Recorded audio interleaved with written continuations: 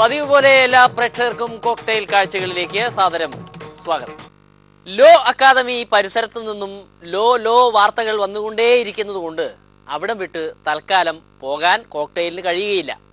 അതുകൊണ്ട് ഇന്നത്തെയും പ്രധാന recipe law അക്കാദമിയിലെ sambar സമരം തന്നെയാണ്.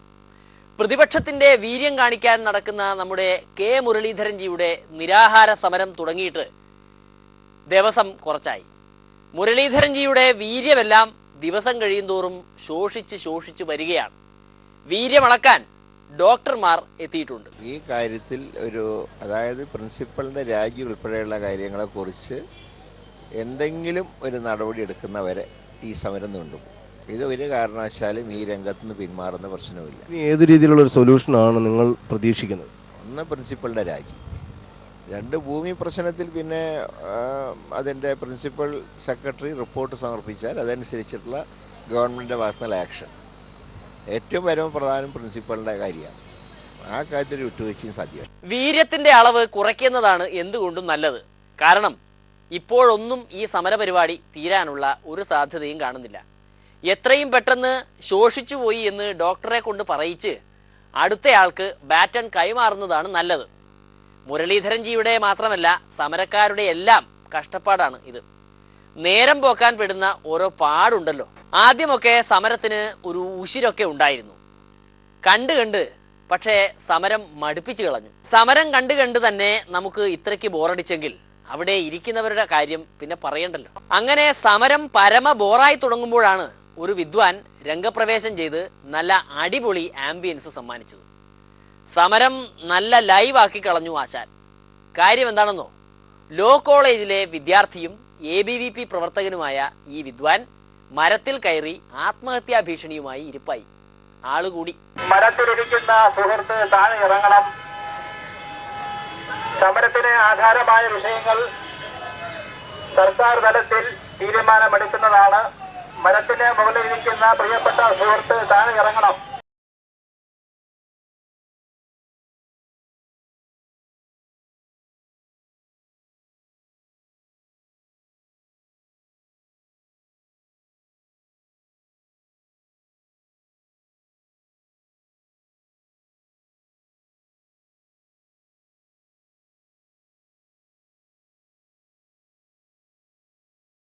പ്രിയപ്പെട്ട സുഹൃത്ത് ശ്രദ്ധിക്കുക.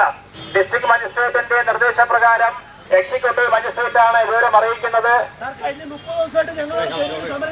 സമരത്തിന് ആധാരമായ വിഷയങ്ങൾ സർക്കാർ തലത്തിൽ ചർച്ച ചെയ്ത് തീരുമാനം അടിയന്തരമായി എടുക്കേണ്ടതാണ്. സബ് കളക്ടർ വരെ വന്ന് ഇറങ്ങിപ്പോരാൻ പറഞ്ഞെങ്കിലും ആശാൻ ഉറച്ച സമരക്കാരനാണെന്ന് തെളിയിച്ചു. എന്തായാലും ബോറടി മാറ്റാൻ വേറെ മാർഗമൊന്നും ഇല്ലാത്തതുകൊണ്ട് ഉടനൊന്നും വിദ്വാൻ ഇറങ്ങി വരരുതെന്ന് മറ്റ് സമരക്കാരും ചിന്തിച്ചു കാണണം. നാരായണനാർക്ക് മകളെ ജീവനാണെന്ന് പറഞ്ഞ് അദ്ദേഹം പറഞ്ഞു, രാജി ചോദിച്ചാൽ എന്റെ മകൾ രാജി ആത്മഹത്യയിൽ എന്ത് ചെയ്യുമെന്ന് ഞങ്ങൾ ചോദിക്കുന്നു. ഞങ്ങളുടെ കൂട്ടുകാരന്റെ ജീവന് ലക്ഷ്മി നായരെക്കാളും വിലയുണ്ട്. മനസ്സിലാക്കണം. ഏത് ഗവൺമെന്റാണ് ചർച്ചയ്ക്ക് വരുന്നത്? ഏത് ഗവൺമെന്റ് വന്നു? ഞങ്ങളുടെ കൂട്ടുകാരുടെ ജീവനും ഒരേപോലെ ആവശ്യങ്ങളും എല്ലാം ഉള്ള കാര്യമാണ്. സമരത്തിന് ആധാരമായ വിഷയങ്ങൾ സർക്കാർ തലത്തിൽ ചർച്ച ചെയ്ത് അടിയന്തരമായി തീരുമാനം കൈക്കൊള്ളുന്നതാണ്. പക്ഷേ ഇതിനിടയ്ക്ക് ഫയർഫോഴ്സ് എത്തി വിദ്വാന്റെ സമരം പൊളിച്ചു കളഞ്ഞു. വിദ്വാനേക്കാൾ വിരുദ്ധന്മാരായിരുന്നു ഫയർഫോഴ്സുകാർ.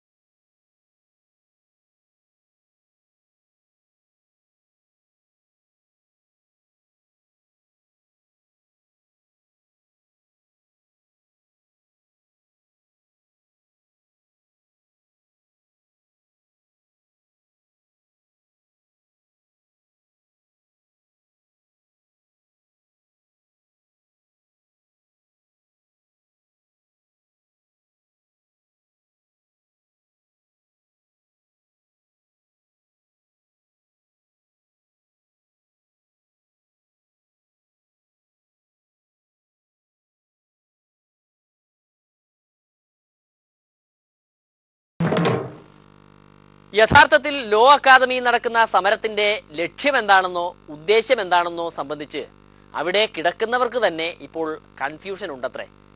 ഒഴിഞ്ഞുപോയ പ്രിൻസിപ്പാളിനെ രാജിവെപ്പിച്ചാലേ സമരം തീർക്കൂ എന്നാണ് പറയുന്നത്.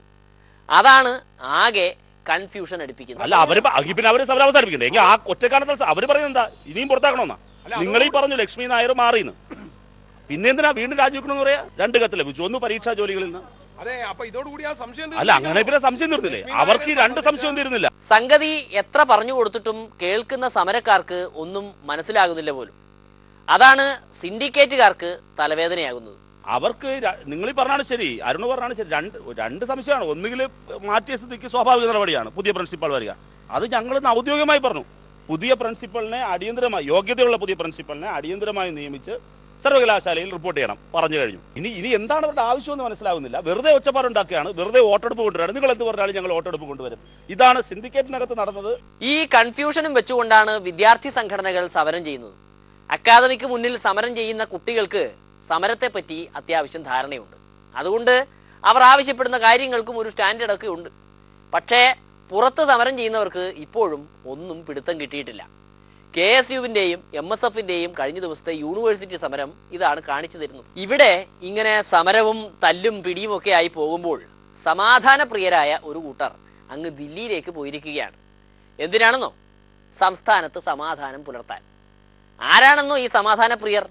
BJP നേതാക്കൾ. കേന്ദ്ര സർക്കാരിനെ കേരളത്തിലെ ഇന്നത്തെ തകർന്നുകൊണ്ടിരിക്കുന്ന ക്രമസമാധാന നിലയെക്കുറിച്ച് വളരെ ഗൗരവപൂർവം ധരിപ്പിക്കുവാനും കേന്ദ്ര സർക്കാരിൻ്റെ ഈ കാര്യത്തിലുള്ള ഇടപെടലിൽ ഉണ്ടാക്കാനും ആവശ്യമായിട്ടുള്ള സമ്മർദ്ദം ചെലുത്തുക എന്നുള്ളതായിരുന്നു ഈ സന്ദർശനത്തിൻ്റെ ഉദ്ദേശം. കേരള ഗവൺമെൻറ് ഇക്കാര്യത്തിൽ കടുത്ത അനാസ്ഥയാണ് കാട്ടുന്നത്. ഡോക്ടർ PP വാവയുടെ നേരെ ഗ്രനേഡ് ഉപയോഗിച്ച് അദ്ദേഹത്തിന് ഗുരുതരമായ പരിക്കേറ്റ് ഇപ്പോൾ ആശുപത്രി ചികിത്സയിലാണ്. ഭരണഘടനാ സ്ഥാപനങ്ങളായിട്ടുള്ള മനുഷ്യാവകാശ കമ്മീഷൻ, വിമൻസ് കമ്മീഷൻ, പട്ടികജാതി കമ്മീഷൻ, ന്യൂനപക്ഷ കമ്മീഷൻ തുടങ്ങി എല്ലാ ദേശീയ കമ്മീഷനും ഈ കാര്യത്തിൽ ഇടപെടണമെന്ന് ആവശ്യപ്പെട്ടിട്ടുണ്ട്.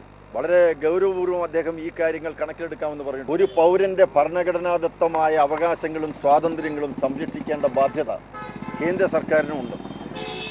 അത് ഏത് വിധത്തിൽ കേന്ദ്ര സർക്കാർ ഈ കാര്യത്തിൽ ജനങ്ങളുടെ പൗരാവകാശം സംരക്ഷിക്കാൻ സാധിക്കും എന്നുള്ളത് തീരുമാനമെടുക്കേണ്ടത് കേന്ദ്ര സർക്കാരാണ്. അതിന് എന്താണ് വഴി എന്നുള്ളതിനെപ്പറ്റി പറയാൻ ഞാൻ കറിഞ്ഞുകൂടാ. പക്ഷേ സ്വൈര്യവും സമാധാനവും കേരളത്തിലെ ജനങ്ങൾക്ക് കിട്ടണം. രാജ്നാഥ് സിംഗിനോട് നേതാക്കൾ എല്ലാം പറഞ്ഞു കൊടുത്തിട്ടുണ്ട്. ഇനി സംസ്ഥാന സർക്കാരിന് നല്ല ഒരു നുള്ളു വെച്ചു കൊടുക്കാനായി രാജ്നാഥ് സിംഗ് ഉടൻ തന്നെ കേരളത്തിൽ വരും എന്ന് പ്രതീക്ഷിച്ചു. തമിഴ്നാട്ടിൽ വേലക്കാരിയായിരുന്ന് മോഹവല്ലിയാവാൻ നോക്കുന്ന ശശികലയെ ശശിയാക്കാനുള്ള പരിപാടികളാണ് നടന്നുകൊണ്ടിരിക്കുന്നത്. മുഖ്യമന്ത്രിയാവാൻ കുപ്പായം തയ്ച്ചു വെച്ചപ്പോഴേ നാട്ടുകാർ വടിയുമെടുത്ത് ഇറങ്ങിയിട്ടുണ്ട്. അത്ര എളുപ്പം വേലക്കാരിക്ക് വീട്ടുകാരിയാകാൻ പറ്റുമെന്ന് തോന്നുന്നില്ല.